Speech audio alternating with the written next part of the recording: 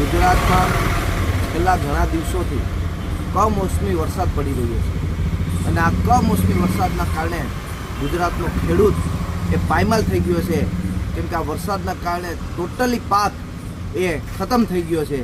અને આપણે સૌ જાણીએ છીએ કે જે ખેડૂત પોતાની ખેતી કરી અને સમગ્ર ઘરનો ગુજરાન ચલાવતો હોય છે, ત્યારે આ ખેડૂતનો પાક એ નાશ પામવાથી આજે જગતનો તાત ખેડૂત એ રોડ ઉપર આવી ગયો છે.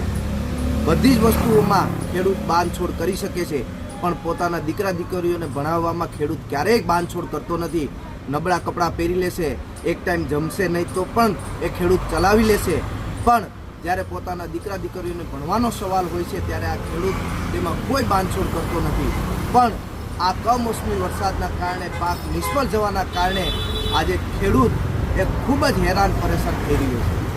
એક વિદ્યાર્થી સંગઠન તરીકે આજે અમે સરકારને એક માંગ કરીએ છીએ કે જે આ ખેડૂતોનો પાક નિષ્ફળ ગયો છે, ખેડૂતો પાયમાલ થયા છે, એ ખેડૂતોના દીકરા દીકરીઓની 1 વર્ષની ફી એ સ્કોલરશીપ પેટે સરકાર ચૂકવે, જેનાથી આ ખેડૂતને થોડી ઘણી પણ એક રાહત મળે એવી એક માંગ છે. કેમ કે અત્યારે જગતનો તાત એ ખૂબ જ હેરાન થઈ રહ્યો છે. અત્યારે ખેડૂત પાસે કાંઈ જ નથી, ત્યારે સરકાર એની વારે આવી અને એના દીકરા દીકરીઓની જેમ SC/STના વિદ્યાર્થીઓને સ્કોલરશીપ મળે છે, તેમાં ખેડૂતના દીકરાને પણ 1 વર્ષની સ્કોલરશીપ આપી અને સંપૂર્ણ ફી એની ભણતરની એ સરકાર ચૂકવે એવી એક NSUના સંગઠન તરીકે અમે માંગ કરીએ છીએ.